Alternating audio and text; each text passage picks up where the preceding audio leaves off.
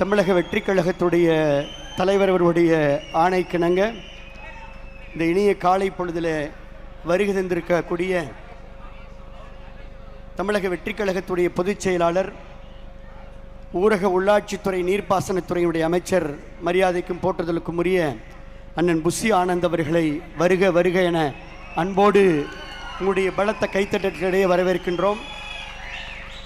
தேர்தல் பிரிவினுடைய பொதுச் செயலாளர், பொதுப்பணி நெடுஞ்சாலைத்துறை அமைச்சர்,